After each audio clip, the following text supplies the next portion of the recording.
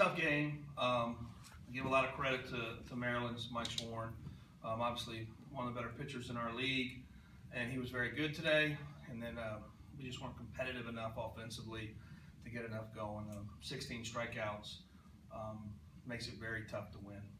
I thought Kyle gave us his courageous start. I didn't think he had his best stuff, but what you get from Kyle Hart is you get a competitor, and that's what we got today. We'll take questions for Kyle.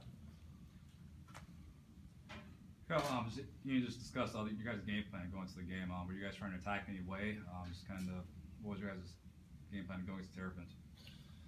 Oh, I thought they matched up a little bit like our lineup. I felt like I was throwing to our lineup in some ways, just a good blend of lefts and rights. And obviously didn't have my best fastball today, which kind of searching for that the whole game. And I did have a good changeup that I thought kept them off balance for the most part, at least those right-handers. And just ran into the one inning there where left some pitches over the middle, and they did what they were supposed to do with them. But I thought I got away from my cut fastball a little bit today, and I thought going back, if I could have done it again, I probably would have threw a few more cutters, especially into those righties to keep them off the changeup a little better. But like Coach said, you got to give them credit where credit's due, and they did a good job of staying on some pitches when I threw them in the heart of the plate.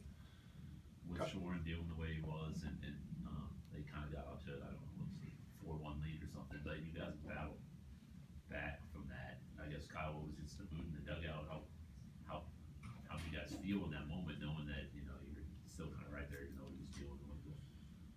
Well, with Schwarn, I think he would say the same thing. There's probably one, maybe two innings on a bad day where you're going to have your opportunity to get to him, and honestly, I thought we did that in was it the 5th or the 6th, where we put up a 2 spot.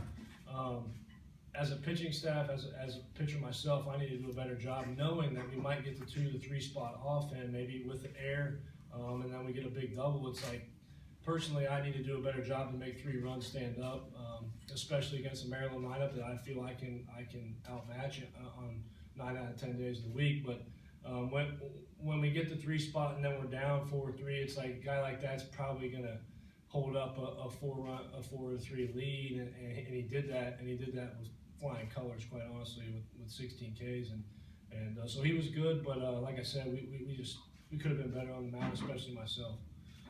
Kyle, in just pure human terms, how easy or how tough is it to have your best fastball at 9 o'clock in the morning? I don't know. I think it's insignificant at the time. I mean, Schwarn had his best fastball today. There's really no excuse for me not to have mine. I felt good this week preparing. I felt good mentally preparing. So like I said, you don't get a do-over. If I got a do-over, maybe we would have done a couple things differently. But we got to move on to the next game. Just knowing you, and we talked in the past about your preparation, being a student of the game, and just trying to outsmart the opponent. When you have a Maryland team you guys didn't face this year, and a player like Marty Costa, the freshman, who you have no experience with, is that just difficult? I mean, just to try to figure out how to attack this player.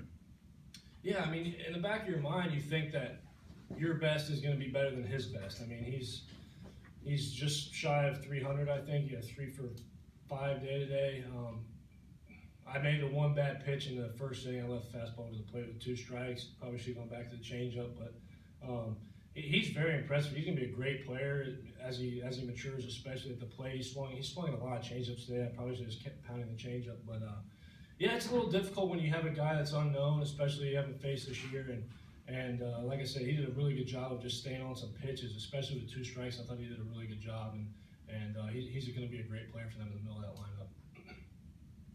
Any more questions for Kyle? You're free to go.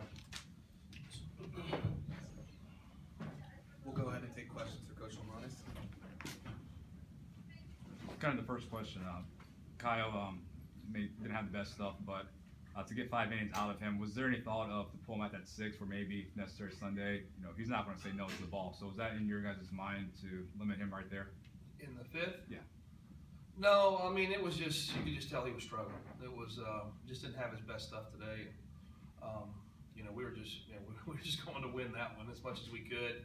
And he has done such a great job of settling in at times, even when he doesn't have his best stuff, and getting you 6 or 7. He's not the greatest bounce back guy. So over the last couple of weeks, you come a day short. That I just think the little things caught up to him over a two week period, and then they took advantage of it.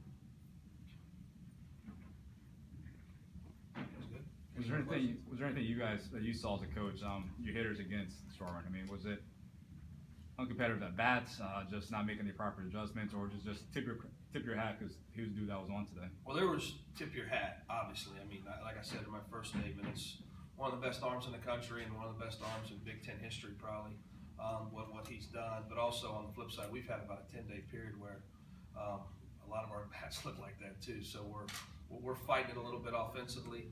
Hopefully we can come out tomorrow and put some good swings together to get us rolling. But 16 strikeouts is, it goes to a little bit of us not taking care of business too. And as the head coach, how comfortable are you knowing that you still have Berger, you still have Kelser, you still have Bell? I mean, it's a team that's built for maybe the long haul here. No, we can pitch and defend. We just got to start getting some hits and getting some timely hits, and that's the, we could match up tomorrow and play us. But it's just, like I said, it's been a long 10 days of not a lot of offense, and our guys got to find some way to get that off their back and have some good at bats tomorrow.